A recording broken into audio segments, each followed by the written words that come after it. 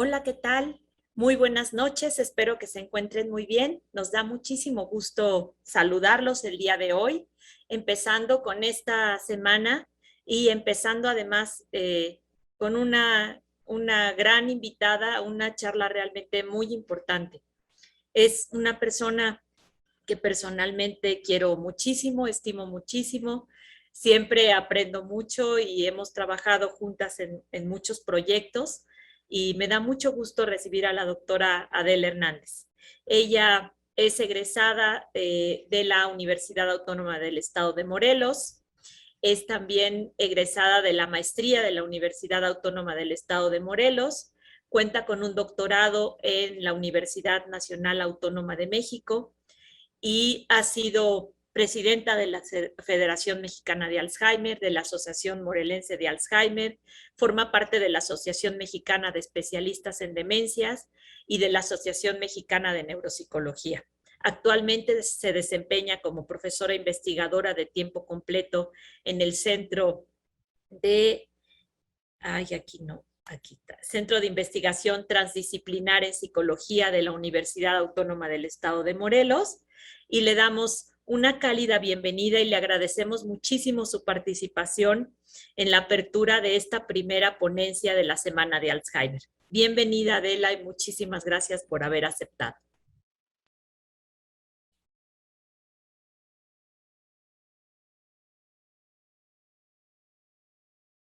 Está en micrófono Perdón, apagado. perdón. Ya está, Muchas lista. gracias, muchas gracias, Rocío. Muchas gracias por haberme invitado y pues sí, como lo has dicho, pues antes que otra cosa somos amigas y hemos estado juntas en muchos proyectos y bueno, pues me da mucho gusto que Huehuecali esté creciendo con este bonito enfoque. Y pues bueno, pues aquí estamos para inaugurar esta semana del Alzheimer. Si gustan, comenzamos. Me permito compartir pantalla para dar inicio a la presentación. Muchas gracias, adelante.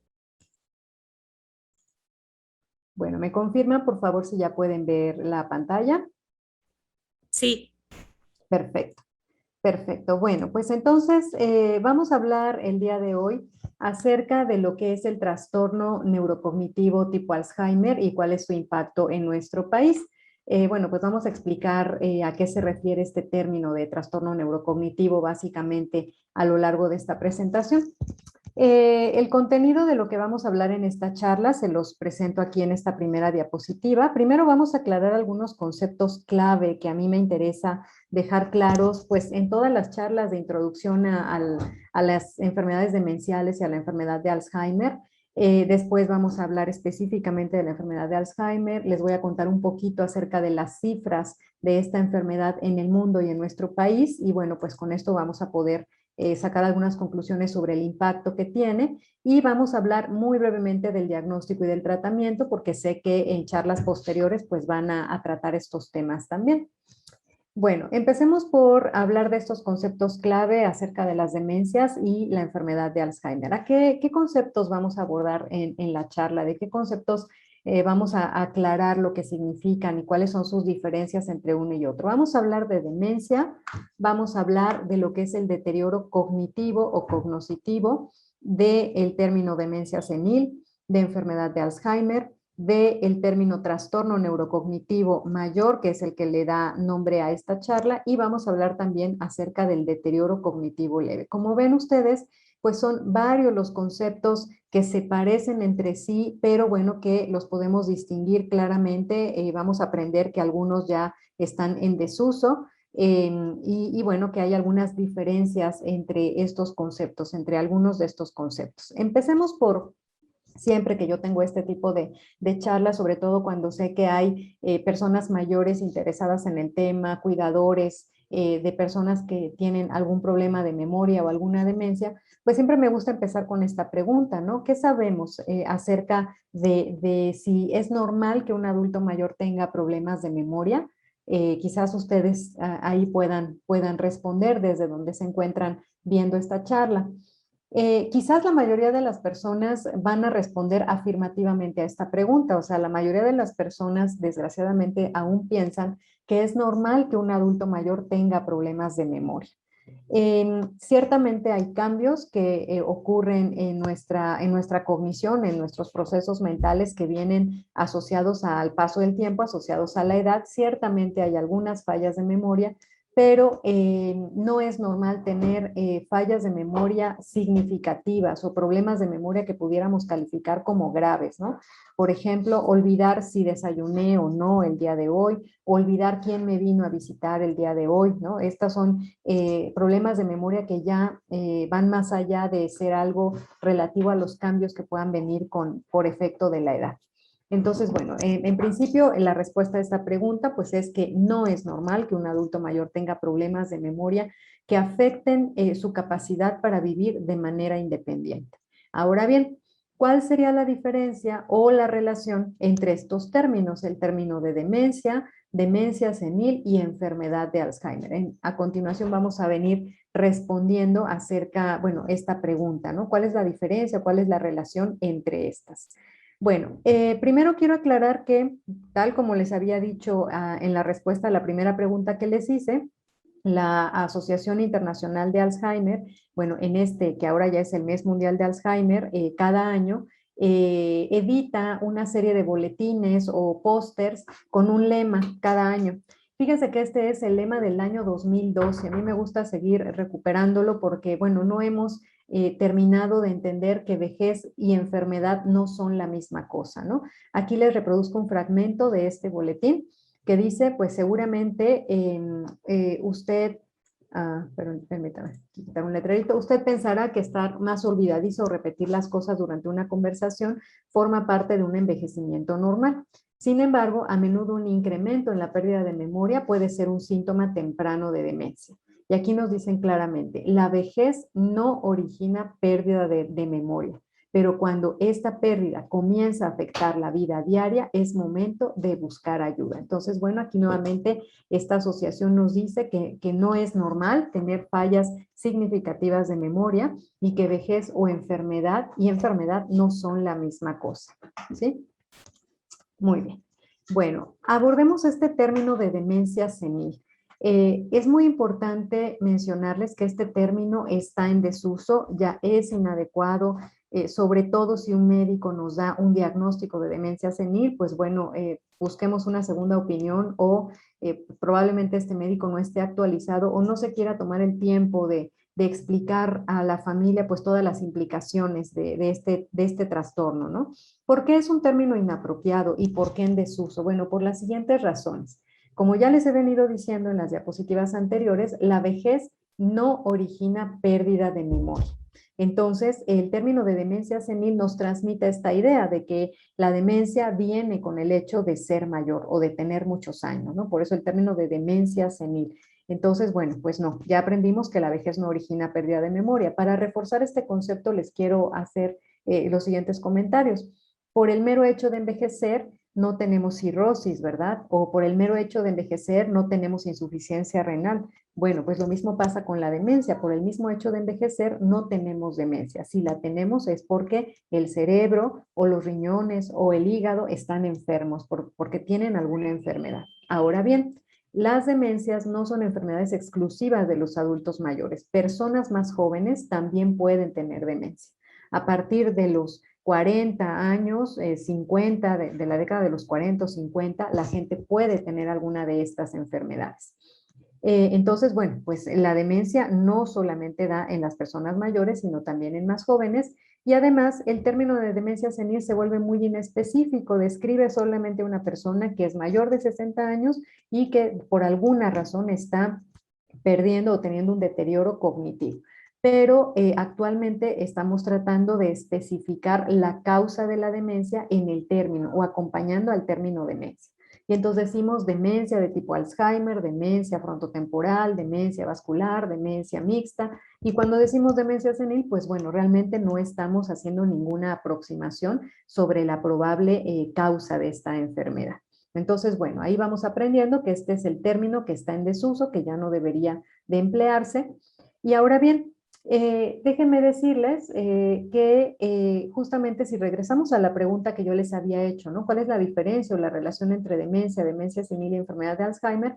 Bueno, pues ya vamos aprendiendo que este término ya no debe de utilizarse, pero ahora les voy a mencionar que la relación que existe entre demencia y enfermedad de Alzheimer es que la enfermedad de Alzheimer es un tipo de demencia. De hecho, es la causa más frecuente de demencia, pero hay más de 100 enfermedades que pueden ocasionar demencia. Y aquí lo que les presento es una lista abreviada de algunas de estas enfermedades, ¿sí? Las demencias degenerativas o lo que también se les llama demencias primarias están en primer lugar. Aquí en el primer lugar de la lista está la enfermedad de Alzheimer, pero también tenemos otras enfermedades, ¿no? Por ejemplo, la enfermedad de Parkinson, aunque no todos los pacientes con Parkinson van a desarrollar demencia, no piensen que esto necesariamente es así. Tenemos también a todas las demás que son demencias secundarias, es decir, que vienen ocasionadas por algún otro trastorno en el cerebro o, o sistémico, ¿no? En nuestro cuerpo.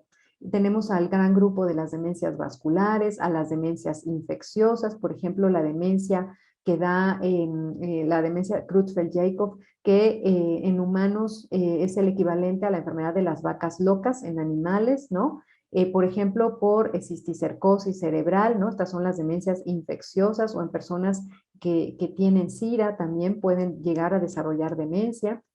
También tenemos demencias que se desarrollan por hidrocefalia, por tumores, por alteraciones metabólicas, por ejemplo, hipo o hipertiroidismo, ¿no? Cuando no hay un adecuado reemplazo hormonal en personas que tienen hipotiroidismo, pues puede haber síntomas similares a la demencia. O personas que tienen anemia, que tienen carencia de vitaminas esenciales para el cerebro, o bien que han consumido alcohol o fármacos o algún otro tipo, que han estado en contacto con algún otro tipo de tóxicos que afectan al cerebro. ¿Sí? Las demencias traumáticas también tenemos aquí, como la que se ha descrito en boxeadores. ¿Sí? Las enfermedades desmielinizantes y algunas enfermedades psiquiátricas, por ejemplo, la depresión severa, que también simula una demencia. Entonces, ustedes vean, ahora sí nos queda claro que la relación entre demencia y enfermedad de Alzheimer es que la enfermedad de Alzheimer es una demencia. ¿De acuerdo? Ahora bien, quiero hablarles acerca del deterioro cognoscitivo. Muchas veces yo me he encontrado con familiares que me dicen, bueno, a mí el médico me dijo que mi mamá tenía deterioro cognitivo, pero bueno, qué bueno que no tiene Alzheimer, ¿no? Bueno, déjenme decirles que también a veces este término se utiliza como equivalente de demencia. No siempre, fíjense que el uso de este término a veces los médicos lo utilizan para referir a una persona que empieza a tener un deterioro cognitivo, pero que no cubre los criterios clínicos de demencia. Y entonces hablan de deterioro cognitivo sin demencia, al cual también le dan otros nombres para complicar más la situación. Por ejemplo, deterioro cognitivo leve o trastorno neurocognitivo menor. Ahorita vamos a hablar de este término. También le llegan a denominar como predemencia o fase prodrómica de demencia. Vean cómo este estado es intermedio entre lo que podríamos llamar envejecimiento cognitivo típico, es decir, cambios cognitivos que acompañan al paso del tiempo, ¿no? Que afectan al cerebro y que pueden ocasionar ciertos cambios que son reconocibles en las personas, que pueden, por ejemplo, quejarse de fallas de memoria, pero cuando los evaluamos salen bien, ¿no? Y descartamos que haya un deterioro cognitivo. Pero alguna persona, o bueno, puede ocurrir que una persona que va a desarrollar demencia pasa por esta fase intermedia donde empieza a haber un deterioro cognitivo, pero la persona aún no cubre los criterios clínicos de demencia. Y finalmente, el término de demencia, que ahorita vamos a ver cuáles son sus criterios, que recientemente se le ha dado la denominación de trastorno neurocognitivo mayor. Entonces, bueno, aclararles este término de deterioro cognitivo, todo lo que se refiere a cognitivo o cognoscitivo hace referencia o alusión a los procesos que lleva a cabo nuestro cerebro, ¿no? No nada más a la memoria, sino también al lenguaje, al pensamiento, al movimiento, a la percepción en todas sus modalidades y pues también al control de los afectos, de las emociones y la conducta. Muy bien. Entonces, bueno, ahí vamos entendiendo todas estas denominaciones. Ahora bien, en la última edición, la quinta edición de este manual diagnóstico y estadístico de los trastornos mentales de la Asociación Psiquiátrica Americana, que usan los psiquiatras y usamos los psicólogos para clasificar las enfermedades mentales, han propuesto una nueva denominación para el término demencia, justamente porque este término pues está asociado a muchas connotaciones negativas y trae consigo muchos estigmas.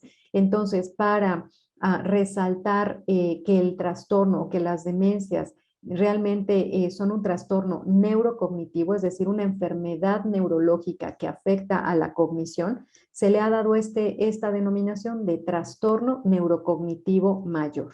Y bueno, hay otro trastorno que es el trastorno neurocognitivo menor, del cual hablábamos en la diapositiva anterior, que es el deterioro cognitivo sin demencia, cuando la persona empieza a tener algunos síntomas, pero aún no cubre los criterios clínicos para decir que tiene ya una enfermedad demencial o un trastorno neurocognitivo mayor. Entonces, bueno, vean cómo vamos aclarando todos estos términos clave, ¿no? Pero bueno, finalmente, ¿qué es una demencia o qué es un trastorno neurocognitivo mayor o neurocognoscitivo mayor? Aquí les presento los criterios clínicos de este manual. Voy a tratar de explicárselos lo mejor posible. El primero es que haya evidencia de declive cognitivo desde un nivel previo de desempeño en uno o más dominios cognitivos. Es decir, que notemos que la memoria está empezando a fallar, que ya no es como antes, pero que además de la memoria hay fallas de atención o fallas en el pensamiento, ¿no? En la secuencia de las actividades, en el aprendizaje, en el lenguaje, ¿no? En otras funciones. ¿Quién va a notar este declive cognitivo? Pues el propio individuo o quien vive cerca de él, o bien el médico o el clínico que lo evalúa. ¿Y cómo vamos a confirmarlo? Pues lo confirmamos evaluándolo con pruebas neuropsicológicas y haciendo evidente que, bueno, que la persona tiene un deterioro que va más allá de lo que se espera para su edad. El segundo criterio es que este déficit cognitivo va a interferir con la independencia en las actividades de la vida cotidiana, es decir, que la persona va a empezar a tener problemas para llevar a cabo sus actividades cotidianas, sobre todo complejas, por ejemplo, llevar adecuadamente el control de sus medicamentos o sus finanzas, o a manejar aparatos eléctricos, o manejar el cajero automático, el celular, va a empezar a necesitar asistencia en estas actividades de cierta complejidad, pero bueno, poco a poco va a empezar a tener fallas también o necesidad de asistencia en actividades más básicas. Estos déficits no van a ocurrir solamente en el contexto de un delirium. Aquí me voy a permitir dejar esto, y si nos da tiempo voy a regresar a ello, porque cuando me dedico a explicarlo perdemos un poquito de tiempo y me interesa transmitirles otros mensajes.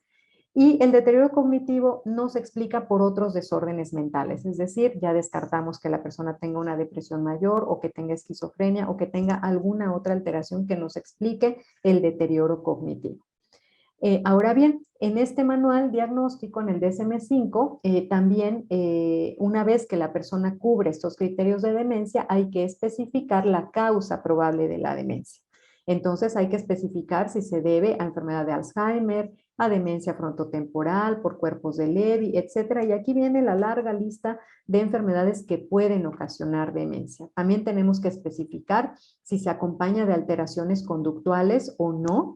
¿Sí? Por ejemplo, pues sí, síntomas psicóticos, alteraciones del humor, agitación, etcétera. Una serie de conductas que podríamos llamar extrañas, que realmente pues son alteraciones conductuales o psiquiátricas, y también hay que especificar la severidad del deterioro, de la demencia, si es leve, moderada o severa. Les mencionaba yo acerca del deterioro cognitivo leve, únicamente les voy a mencionar que, bueno, esta es como una etapa preclínica o intermedia, preclínica de demencia o intermedia entre el envejecimiento sano y la demencia, en la cual pues la persona va a experimentar una notable pérdida de memoria o deterioro de sus habilidades cognitivas. Estos cambios pues van a ser evidentes para la propia persona o para su entorno. Sin embargo, fíjense, lo importante aquí es que no van a tener la severidad necesaria para afectar la capacidad para realizar actividades de la vida cotidiana. Es decir, la persona va a poder seguir haciendo actividades de la vida diaria, pero ya empieza a notar algún fallo en su memoria o en algún otro proceso, ¿sí? Aquí les pongo las otras denominaciones de deterioro cognitivo leve, deterioro cognitivo sin demencia, trastorno neurocognitivo menor, predemencia o etapa prodrómica de demencia. Muy bien, bueno, aquí resumo estos criterios, ¿no? Hay quejas de fallas de memoria, deterioro de la memoria con relación a otras personas de su misma edad y escolaridad, función cognitiva normal, es decir, hay pruebas de escrutinio muy sencillas que las personas que tienen este diagnóstico superan, conservan su capacidad para desempeñar actividades de la vida diaria y no cubren los criterios de demencia. Bien, una vez aclarados estos conceptos importantes, vamos a abordar lo que es la enfermedad de Alzheimer. Bien, bueno, aquí ustedes pueden conocer al doctor Alois Alzheimer, que fue el neuropatólogo y psiquiatra alemán que en 1901 recibió en el Hospital Psiquiátrico de Frankfurt a Augusta Deter, que era una paciente, fíjense ustedes, de 51 años que llegó al hospital llevada por su esposo. Ella estaba perdiendo la memoria, decía que su esposo la engañaba, estaba perdiendo otras habilidades cognitivas y bueno, el doctor Alzheimer cuando la recibe en el hospital, el diagnóstico que le da es el de una enfermedad mental inusual, es decir, no sabía que tenía aún el doctor Alzheimer. Pero fíjense cómo era una paciente que no tenía 60 años, era una paciente de 51 años. Bueno, ¿qué es la enfermedad de Alzheimer? Bueno, ya dijimos que es un tipo de demencia y es una enfermedad caracterizada por cuatro adjetivos pues muy desagradables. Es una enfermedad degenerativa, progresiva, irreversible y hasta el momento incurable que ataca el cerebro y afecta su funcionamiento. Es una enfermedad crónica que puede durar hasta 20 años. Y bueno, quien la padece pues va a perder esta capacidad para valerse por sí mismo, va a presentar algunas conductas extrañas o algunos síntomas psiquiátricos, por ejemplo, alucinaciones visuales, agresividad o apatía, ¿no? No me voy a extender mucho en estas conductas. Muy bien, miren, esta es la fotografía de Augusta Deter, la paciente que el doctor Alzheimer recibió, y les acabo de contar la historia. Él estuvo observando y visitando y evaluando a la paciente durante 5 años, hasta que en 1906 Augusta fallece, y el doctor Alzheimer estudia su cerebro, estudia la corteza cerebral de Augusta, y describe las lesiones que hoy en día se consideran una de las confirmaciones de la enfermedad de Alzheimer, ¿no? Él encontró placas seniles y ovillos neurofibrilares en su corteza cerebral, que, bueno, ahorita les voy a explicar de qué se trata esto. Bueno, una definición un poquito más técnica de la enfermedad de Alzheimer es esta que nos da el doctor Jordi Peña Casanova. Dice, es una enfermedad neurodegenerativa, que nos quede claro que es una enfermedad neurológica, progresiva, irreversible e incurable, que se caracteriza por una serie de rasgos clínicos, ¿no? Deterioro intelectual y funcional y también patológicos. Tenemos atrofia cerebral, que es la disminución del tamaño del cerebro, pérdida neuronal por muerte neuronal, presencia de placas seniles y ovillos neurofibrilares con una variabilidad relativa en su inicio, evolución, perfil neuropsicológico, síntomas y hallazgos neuropatológicos. ¿Qué quiere decir esto? Que cada persona va a presentar la enfermedad de manera diferente. Aunque hay una serie de síntomas comunes y generales, pues cada quien, la personalidad de cada quien y sus características individuales van a matizar los síntomas y van a darnos esta variabilidad en la presentación de la enfermedad. Bueno, aquí les presento algunas cosas importantes, datos importantes de la enfermedad de Alzheimer. Ya les decía yo que es la causa más frecuente de demencia.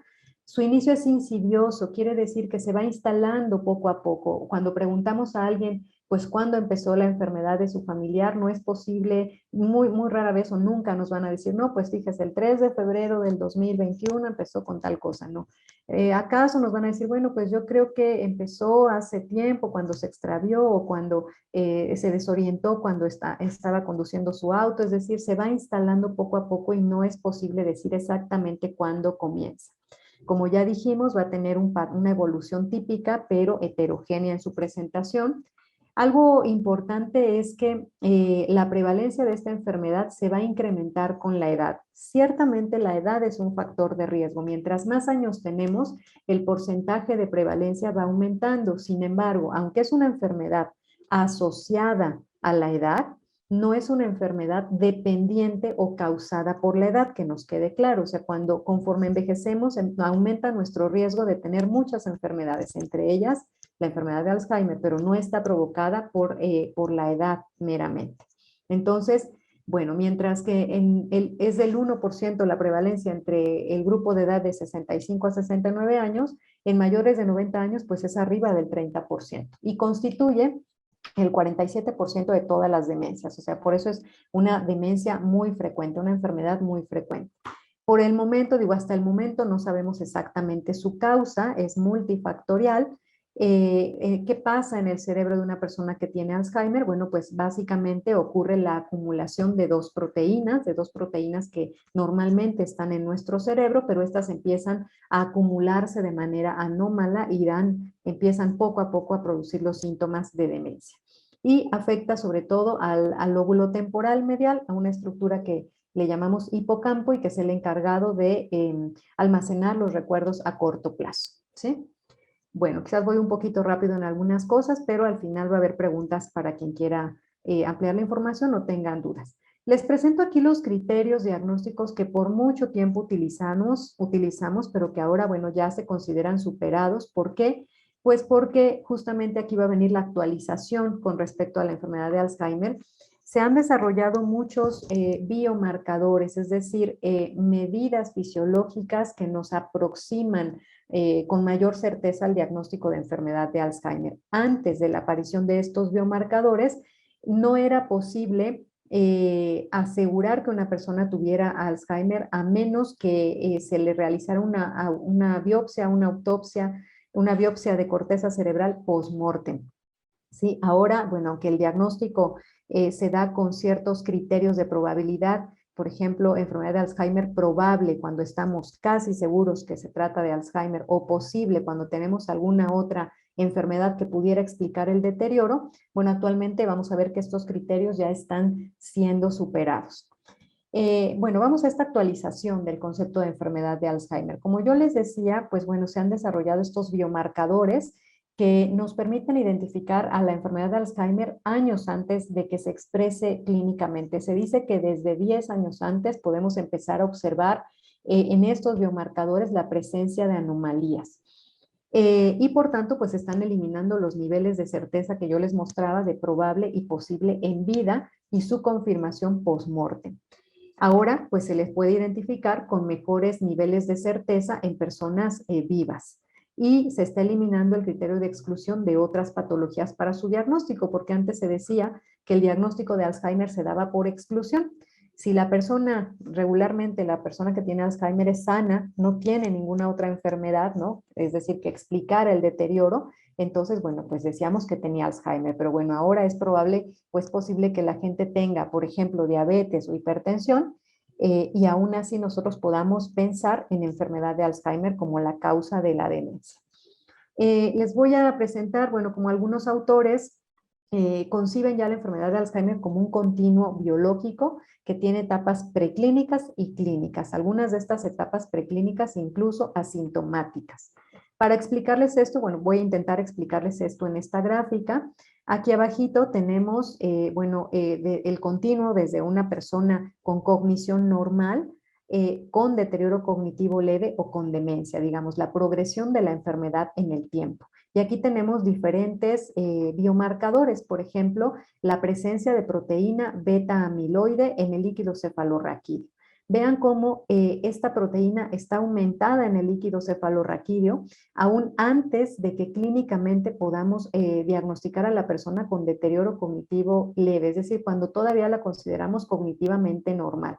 Lo mismo pasa con la proteína tau, que también se encuentra en este caso, perdón, la proteína beta amiloide se encuentra disminuida en el líquido cefalorraquídeo y la tau aumentada, ¿sí? La estructura cerebral, pues apenas hay cambios, lo mismo que en la memoria y la función clínica, ¿no? Se ven como la memoria apenas empieza a fallar y ya tenemos mucho amiloide acumulado en el cerebro, ¿no? Cuando tenemos deterioro cognitivo leve, bueno, pues ya los niveles de amiloide y de tau están mucho más incrementados, pero apenas empieza a ser evidente en imágenes cerebrales o clínicamente o en la falla de memoria, ¿no? Entonces, bueno, vean cómo ahora el diagnóstico está tratando de recorrerse en el tiempo y de hacerse cada vez más precoz.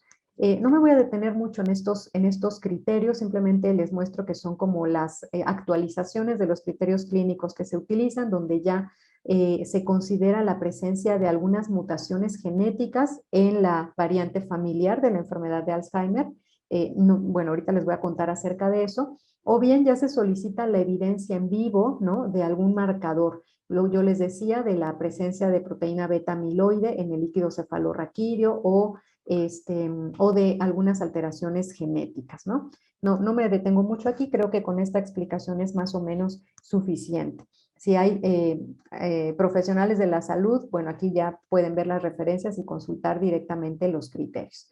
Aquí les muestro un poquito, bueno, a qué nos referimos con estas placas de amiloide o con esta proteína beta amiloide. Vean que es una proteína que forma la estructura de las membranas celulares de nuestras neuronas. Vaya, todos tenemos esta proteína beta amiloide porque cumple una función en nuestro cerebro, pero lo que ocurre es que esta proteína tiene un segmento que va, bueno, de los péptidos 39 a 42 que no son solubles. Entonces, ¿qué es lo que pasa? Que esta proteína se corta, se segmenta de manera anómala y estos segmentos que no son solubles se acumulan, se pegan y estas placas de beta amiloide pues se pegan a las neuronas y las matan, de manera que así las podemos ver en una imagen, en una biopsia de corteza cerebral. Es una explicación sencilla, pero me parece que los puedo aproximar un poquito a la fisiopatología de la enfermedad de Alzheimer. Lo mismo pasa con la proteína tau. En este caso, esta proteína forma parte de la estructura de los axones de nuestras neuronas. Recuerden, la neurona es una estrellita que tiene una colita, un axón, y la proteína beta amiloide se encarga de mantener este axón trenzado. Así como ustedes ven, ¿no? Formado como por muchos, bueno, una serie de compuestos que están unidos por la proteína tau y cuando ésta sufre alteraciones deja de cumplir su función de pegamento dentro del axón y esto hace que la neurona muera porque finalmente el axón pues pierde su estructura y esto se convierte, bueno, ya en las imágenes de corteza cerebral se ven como ovillos, ¿no? Como ovillos de lana, ¿sí? Así se convierten o así se ven las neuronas que han sido invadidas por la proteína tau. Bueno, pues estas son las lesiones que ocurren en la enfermedad de Alzheimer. Como yo les decía, bueno, pues ya es posible describir o la descripción de las etapas de la enfermedad de Alzheimer se ha extendido. Anteriormente hablábamos de enfermedad de Alzheimer leve, moderada, intensa o avanzada o terminal. Sin embargo, ahora vean cómo hay fases preclínicas, es decir, cuando clínicamente la persona está bien, pero tiene biomarcadores positivos aunque no tenga síntomas o bien tiene ya algunos, no tiene síntomas, pero tiene mutaciones genéticas que se relacionan con la enfermedad de Alzheimer, ¿no?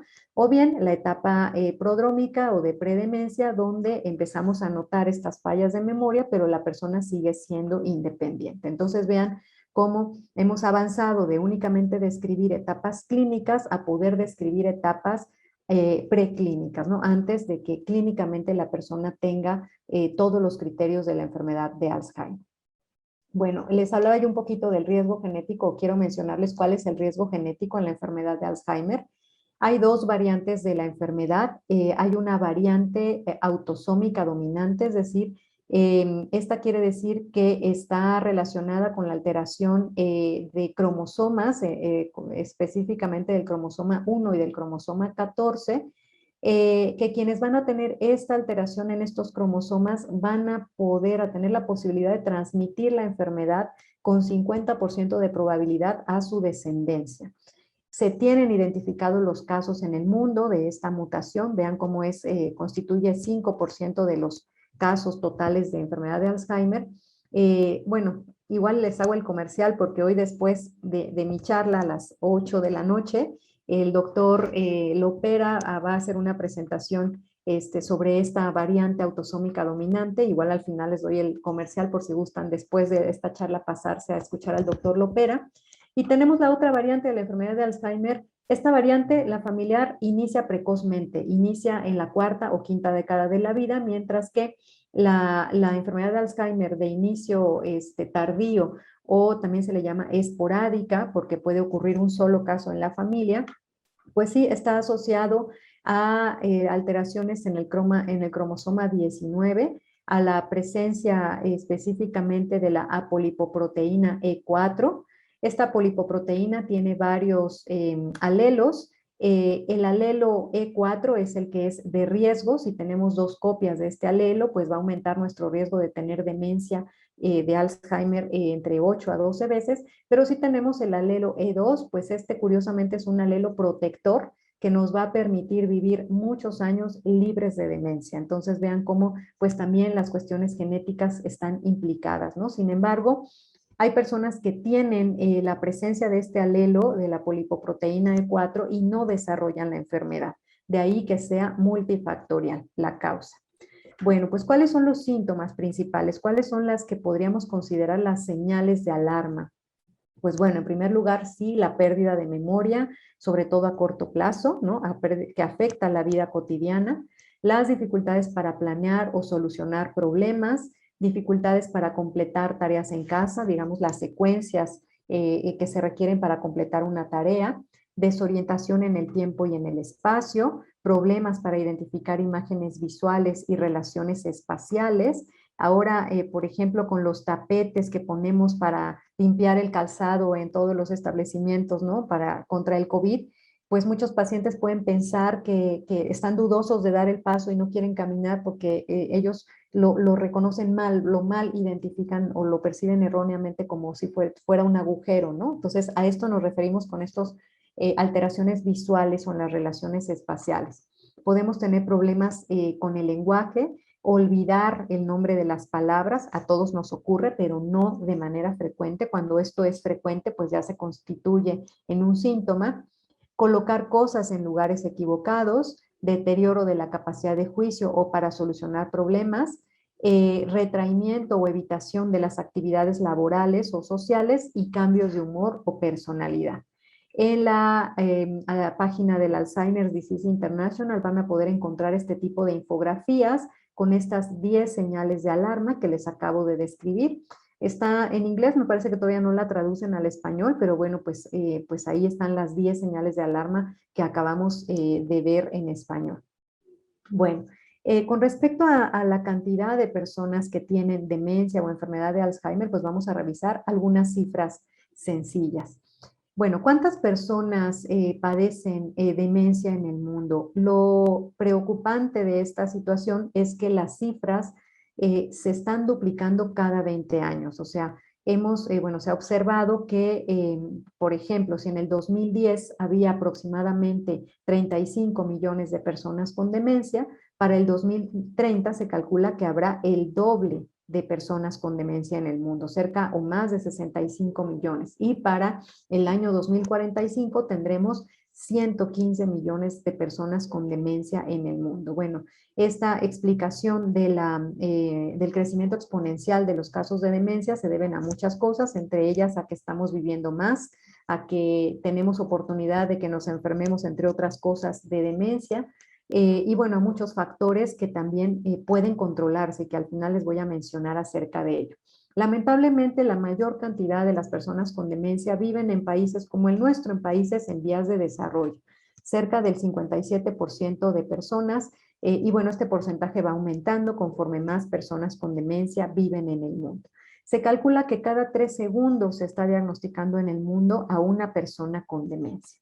Y bueno, pues esto también alcanza a nuestro país. ¿Cómo estamos más o menos en México? Pues en México hay bueno, al menos 3 estudios que se han hecho en población mexicana, el del Grupo de Investigación 1066 y las encuestas, la Encuesta Nacional de Salud y Nutrición o la Encuesta Nacional de Envejecimiento, la ENACEM, que calculan que más o menos entre el 7 al 9% de los mayores de 60 años podrían tener alguna demencia. Ese es el porcentaje más o menos que nos representa. Y bueno, aquí tenemos datos del grupo 1066, en donde vemos que más o menos para el año 2030, actualmente estamos por arriba del 1.200.000 personas con demencia en nuestro país. Esto equivale, imagínense, a llenar el Estadio Azteca 12 veces con personas con demencia.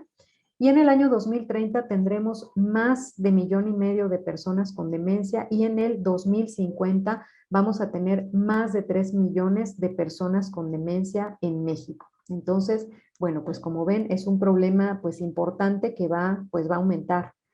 Esto ha hecho que la OMS declarara en el año 2012 ya a la demencia como una prioridad en salud pública. Y bueno, pues realmente lo que decimos en las asociaciones de Alzheimer es que la demencia nos toca a todos en el sentido de que o conocemos a alguien con demencia o algún familiar cercano la va a padecer o nosotros mismos vamos a engrosar las cifras de la demencia por ahí del 2050, ¿no? Entonces, pues nos toca a todos y hay que aprender acerca de ella. ¿Qué hay con respecto al diagnóstico y al tratamiento? Bueno, pues ante la sospecha de demencia, ante una persona que tiene quejas de fallas de memoria, últimamente también junto con uno de mis estudiantes de doctorado hemos estudiado las quejas de memoria, de fallas de memoria el papel que tienen en la predicción del deterioro cognitivo. Bueno, pues hay que tomarlas en serio y hay que hacer una serie de estudios. Hay que acudir con el médico neurólogo para que haga una exploración. Recordemos que esta es una enfermedad neurológica. El neurólogo muchas veces va a requerir de la ayuda del neuropsicólogo que va a poder objetivar las fallas de memoria, ¿no? Hacerlas evidentes en pruebas de memoria, en pruebas neuropsicológicas. Es esencial también las imágenes de nuestro cerebro, una resonancia magnética, una tomografía para ver por dentro cómo está estructuralmente nuestro cerebro, algunos estudios de gabinete, estudios de laboratorio, ¿no? A ver cómo anda la tiroides, a ver cómo estamos en cuanto al nivel nutricional, en cuanto a muchas otras enfermedades que podían relacionarse con o explicar las fallas de memoria. Y bueno, también hay estudios ya más sofisticados de neuroimagen funcional y genéticos que no siempre se sugieren. Estos son para casos especiales, pero bueno, más o menos vean cómo el diagnóstico pues no es de una única visita al médico, sino que requiere de toda una serie de pruebas muy especializadas. Con respecto al tratamiento, bueno, pues ¿qué hay con respecto al tratamiento? Eh, Más del 70% de los pacientes con demencia en países de Latinoamérica son cuidados en casa por la familia. Entonces, por eso en esta pirámide de tratamiento, en la base de la pirámide, pues está el cuidador y la familia, que son quienes se encargan básicamente de los cuidados cotidianos y del tratamiento del paciente, que también podemos ayudarnos de instituciones geriátricas, obviamente, con quienes podamos compartir el cuidado, instituciones de calidad. Yo tengo una estudiante de licenciatura que acaba de hacer una tesis muy sencillita, pero muy bonita, en donde evaluamos el estado anímico, depresión, satisfacción con la vida, bienestar en personas que vivían en instituciones geriátricas y que vivían en su casa. Y no me lo van a creer, pero salieron mejor las personas que viven en una institución. Entonces, pues estos datos nos ayudan también a desestigmatizar a las instituciones y a verlas como unas aliadas y como unas pues unidades de respiro, ¿no? Que nos puedan ayudar a compartir el cuidado.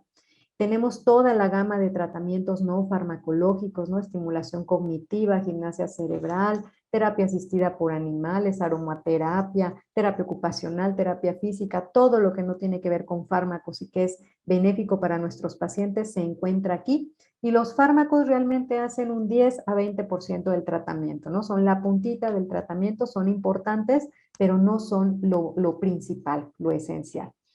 Bueno, quiero mostrarles, bueno, esta guía quizás salga un poquito de la comprensión de quienes son cuidadores, pero si hay profesionales de la salud, yo les sugiero acercarse a esta guía de la Organización Mundial de la Salud que nos ayuda en el primer nivel de atención con algunas preguntas básicas a identificar si una persona tiene demencia, si tiene otros trastornos asociados, problemas de conducta, etcétera, y que sobre todo nos sugiere un flujograma de atención, ¿no? Una vez que damos el diagnóstico de demencia, pues hay que dar psicoeducación, es decir, ayudar, informar a la familia acerca de lo que es la demencia, qué se espera, cuáles son los cuidados que hay que tener, sugerir tratamientos no farmacológicos, ¿no? Aquí están las intervenciones cognitivas porque es lo que hacemos en nuestro centro de investigación, promover la independencia, tratar las alteraciones conductuales, ofrecer intervenciones a los cuidadores y pues hacer un seguimiento del caso, ¿no? Entonces, para que ustedes vean que el tratamiento no solamente es farmacológico, sino principalmente no farmacológico y que también el tratamiento tiene que ir dirigido a los cuidadores. ¿Qué tenemos que hacer ante un diagnóstico de demencia o de enfermedad de Alzheimer? Pues lo primero, reconocer que no se trata de una alteración propia de la edad, que se trata de una enfermedad. comprender, ¿no? Entender que las conductas extrañas que tiene nuestro familiar pues se deben a una enfermedad, no son intencionales, no son premeditadas, no es que me quiera hacer pasar, no es que me esté manipulando o que me quiera hacer pasar un mal momento. Aceptar la enfermedad, buscar opinión médica calificada, acercarse a una asociación de Alzheimer. Bueno, pues yo trabajo también para la Federación Mexicana de Alzheimer, somos más de 20 asociaciones en todo el país, cada una en su estado, en su localidad, tiene pues una red de servicios que siempre ponemos a disposición de quienes nos consultan.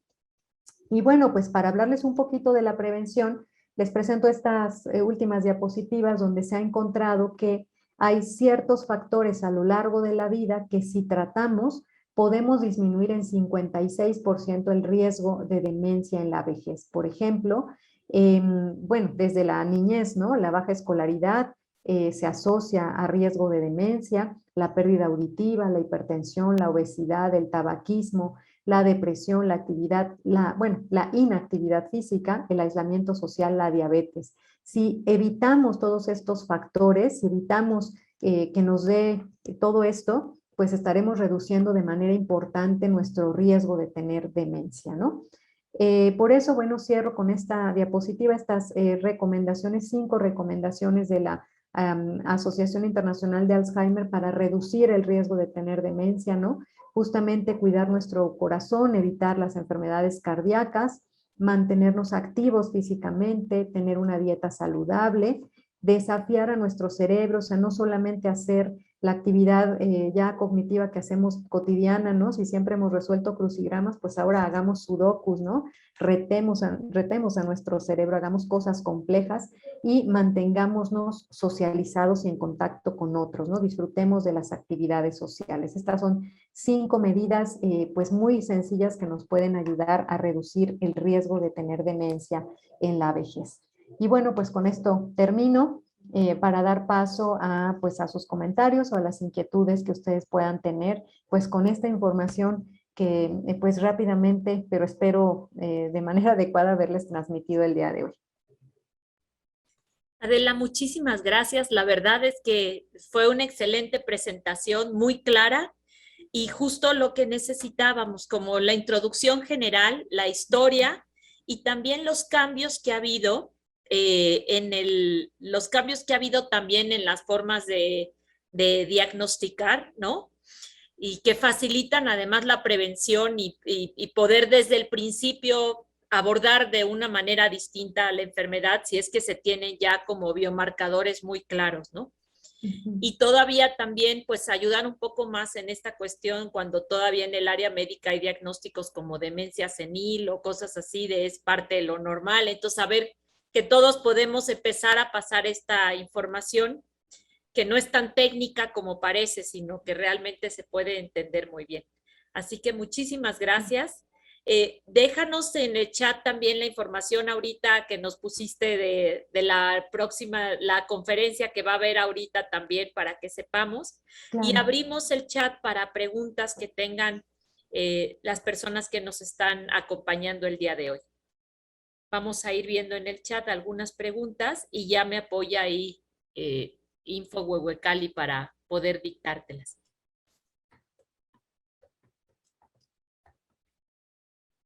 Si alguien tiene alguna pregunta, la pueden poner en el chat de todos, por favor.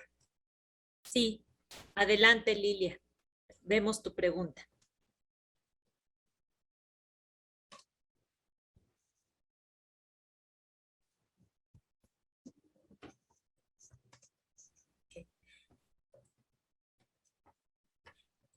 Y así lo buscamos, Asociación Mexicana de Estudios en Demencias. Ok. Así es, Rocío. Así en el Facebook de la Asociación Mexicana de Estudios en Demencias. Ok. Así es. Muchísimas gracias. Dice, ¿podría recordarnos cómo podemos cuidar a las personas que se encargan de cuidar a las personas con Alzheimer? Y el nombre del programa para profesionales de la salud. Yo creo que es este que estás poniendo ahorita, ¿no? El tema de la conferencia. No, bueno, la conferencia es una conferencia sobre la variante familiar de la enfermedad de Alzheimer, la autosómica dominante. Ok, Si nos preguntan acerca del programa para cuidar a los cuidadores, bueno, pues realmente de eso no sí, hablamos en la ok, conferencia, creo que eso requiere todo un tema aparte. Hay, bueno, sí. hay cuidados especiales. Yo lo que le sugería era, bueno, de entrada en alguna de las diapositivas es pues animarnos a compartir el cuidado, ¿no? Y bueno, también el profesional de la salud es el que debe también preocuparse por intervenir en los cuidadores y son los que debemos sugerir también, bueno, desde nuestro punto de vista clínico, también intervenciones que convengan a los familiares y a los cuidadores, ¿no? Realmente creo que habría, bueno, es todo un tema, ¿no? El cuidado del cuidador. Pero bueno, brevemente yo lo que mencionaba es que el clínico también tiene que ocuparse del cuidador. Ah, ok, Ujú. ya le entendí, perdón. Nos están preguntando por la guía que presentaste de la OMS. Ok, sí, es la guía El, MHGAP, ah, MHGAP para reducir las brechas en la atención primaria a salud mental. Estas guías son para muchos trastornos, hay para muchos trastornos, ¿no? Suicidio, depresión, enfermedad bipolar, adicciones, y hay una guía para demencia que justamente, bueno, yo les resumí un poquito con base en preguntas muy sencillas y en algunas pues sí, en algunas guías orientan al clínico, a la enfermera, al trabajador social que está en el primer nivel de atención, cómo orientar y qué preguntas hacer para tratar de identificar si una persona puede tener demencia y nos da un flujograma de atención, ¿no? De, bueno, ahora qué le puedo recomendar a esta persona en quien sospecho que tiene demencia, ¿no? Entonces es la guía MHGAP para la atención en salud mental en la atención primaria. ok, nos preguntan cuáles son algunas de las pruebas neuropsicológicas que se utilizan para la detección de los primeros síntomas de algún tipo de demencia. Bueno, la evaluación neuropsicológica tiene tres etapas, les puedo mencionar rápidamente. La primera etapa, llamada también de escrutinio, está al alcance también de cualquier profesional, la utilizan mucho los médicos neurólogos cuando hacen esta pruebita muy sencilla de 30 preguntas que se llama Minimental a los pacientes. Hay un punto de corte, una puntuación a partir de la cual empezamos a sospechar que una persona pueda tener demencia. Si una persona sospechamos que tiene demencia, entonces ya la derivamos con el especialista en neuropsicología que le hace toda una batería de pruebas. Las pruebas es una lista interminable. La decisión de qué prueba emplear con qué paciente va a depender de su escolaridad, del avance de la enfermedad, bueno, de muchas cosas, ¿no? Nosotros tenemos ahorita en nuestro centro de atención, pues una batería está compuesta por el test Barcelona, el Neuropsi Atención y Memoria, el Neuropsi Breve, ¿no? Y muchas otras pruebas específicas, ¿no? La lista es enorme, o sea, pruebas neuropsicológicas, pues hay muchísimas, ¿no? Hay muchísimas, pero bueno, brevemente les puedo mencionar Sí. estas. Nos preguntan algunas intervenciones cognitivas que sean las más adecuadas para realizar con pacientes con diagnósticos de demencia tipo Alzheimer. Ok. Bueno, miren, a esto también es todo un tema y implica todo un taller y toda una charla. Vamos a tener una de las pláticas el día ¿Cierto? jueves Con la con doctora Karina Karina. Cerezo y con la doctora Karina Cerezo Exacto. sobre estimulación cognitiva en este tipo de Exacto. Les voy a decir situaciones. dos cosas. Entonces, Sobre ahí, estimulación cognitiva les voy a decir dos cosas. Dos errores cotidianos que cometemos. No utilicen materiales para niños. Hay materiales especiales, materiales en internet, cuadernos de trabajo específicamente para adultos que tienen deterioro cognitivo. Y la otra, no caigan en la tentación de estimular o de intentar trabajar la memoria inmediata. Sí sé que si mi familiar está perdiendo la memoria inmediata, pues lo que se me ocurre es comprarle un memorama o darle una lista de palabras y pedir que después me las repita. Bueno, pues eso es lo que no debemos hacer. Es el equivalente a pedirle a una persona que no tiene una pierna que se ponga de pie y camine. Nuestros pacientes con enfermedad de Alzheimer ya no tienen estructuras en el cerebro que les permitan almacenar información nueva. Entonces, pedirles que nos den información, pedirles que se aprendan cosas es inútil. O sea, hay que estimular procesos que están conservados y si vamos a trabajar memoria, se trabaja con técnicas especiales que el neuropsicólogo les tiene que dar. Es lo que les puedo decir sobre intervención o estimulación cognitiva. claro, pues muchísimas gracias. Adela, te vamos a hacer llegar otras preguntas que están haciendo por correo electrónico con el correo electrónico de las personas que nos los hicieron porque tenemos esa base de datos, entonces sabemos que vas a la otra conferencia. Bueno, Entonces, no, no hay problema, ¿eh? Digo, yo hacía ok, el comercial, digo, yo simplemente también ok, tengo curiosidad, no se apuren, o sea, sí, si ok, quieren que ok. sigamos otro ratito, no tengo Bueno, inconveniente. muy bien. No sé si alguien tenga alguna otra pregunta. Te pregunté esa porque también estaba algo así de terapias no farmacológicas adecuadas para este tipo de pacientes. Ujú, Y bueno, creo que puedes ver tú ahí en el chat que muchísimas gracias, que muchas ujú, felicitaciones, que gracias por la ponencia. Creo que fue gracias. muy importante el que esta información que a veces parece tan complicada sea tan accesible, ¿no? Como instituciones como Dementia Friends que están tratando de acercarse de una manera mucho más clara a las familias, pues pueden ayudar muchísimo. Claro. Nosotros en Huehuecal y en Puebla empezamos el 1 de octubre con nuestro primer café se llama Café Contigo para acompañar a los cuidadores. Ujú, Ese pues iba a ser presencial en un jardín, ¿no? Pero pues la idea es justo también poder dar como todo este apoyo que requiere un cuidador y es totalmente gratuito y mm, permitirá brindar este apoyo a los cuidadores por la pregunta que mencionaban por ahí ujú. hace un momentito, ¿no? Sí. Y la información que se pueda también brindar y también lo que tú nos puedas aconsejar. Claro. Ahora que mencionas Dementia Friends, bueno, esta semana van a estar habiendo muchas sesiones informativas de Dementia Friends. Yo voy a dar una el jueves, digo, si me permiten hacer el comercial, ¿no? Sí, Yo voy a dar una el jueves, este jueves 23 a las 5 de la tarde. Ustedes pueden entrar en la liga de Dementia Friends, inscribirse y bueno, por correo electrónico les llegaría la liga para estar conmigo en la sesión informativa de Dementia Friends, si a alguien le interesa. Y bueno, en la sí, semana muchos promotores vamos a estar dando sesiones claro. informativas. Es importante que busquen en Facebook a Dementia Friends, que Ujú, puede brindar toda esta información y que todos en conjunto esta semana estamos dando toda la información que se pueda, ¿no? así es. Así que muy bien. Ok, dice dónde nos podemos inscribir a, al taller, no sé, pero bueno. Dice, ¿qué tan grave es llevarle la contraria al paciente? Ok, ok. Bueno, pues eso también es una historia larga. Vaya, esto tiene que ver con el manejo de las alteraciones conductuales. Yo siempre les hablo de dos estrategias. Tenemos dos caminos. Una es orientarlos en la realidad, o sea, tratar de explicarles razones, ¿no? Desde nuestro punto de vista intentar orientarlos. Y la otra es lo que se llama técnicas de validación, es decir, validar su realidad aunque no sea la correcta. Ante todo, lo que nos debemos proponer es evitar la confrontación, o sea, nunca vamos a lograr hacerlos entrar en razón. Si ellos por alguna razón no logran comprender una situación, es inútil intentar razonar o intentar hacerlos entrar en razón. Es mucho mejor decirles lo que ellos quieren escuchar. Esto no implica engañarlos, no implica decirles mentiras, ¿no? Son estrategias de manejo, ¿sí? Bueno, no sé, quizás les puedo poner un ejemplo, no sé si, no, tal vez ustedes vieron la película esta del agente Topo, recientemente chilena, es como un tipo documental, digo tipo porque algunos dicen que no es totalmente un documental. Hay Sí, una señora que habla, que quiere que su mamá, dice que hace mucho que su mamá no la visita y que le quiere llamar por teléfono. Evidentemente es una adulta mayor que su mamá pues ya murió.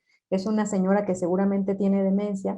Y entonces lo que hacen las cuidadoras es que fingen ser la mamá y le llaman por teléfono, ¿no? Y ella le dice, oye mamá, ¿por qué no has venido? Y entonces tratan de consolarla y de calmarla. Eso es una técnica de validación. O sea, no le voy a decir, oye, tu mamá ya murió, acuérdate, es imposible que viva, ¿no? O sea, simplemente valido su realidad, aunque no sea la correcta, y bueno, pues esta es una mejor estrategia. No quiero decir que sea la mejor, o sea, con cada paciente tendremos que conocerlo y saber cuál de las dos estrategias nos funciona. A veces nos funcionará orientarlos en la realidad, a veces usar validación. Pues todo estará en conocer a nuestros pacientes, saber cómo reaccionan pues también en nosotros ser creativos y aprender a manejar estas situaciones, ¿no? Yo les puedo mencionar ahorita algo, pero esto también implica todo un taller de manejo de conductas disruptivas. Pues sí, muchísimas gracias. Si no tiene alguien más alguna pregunta,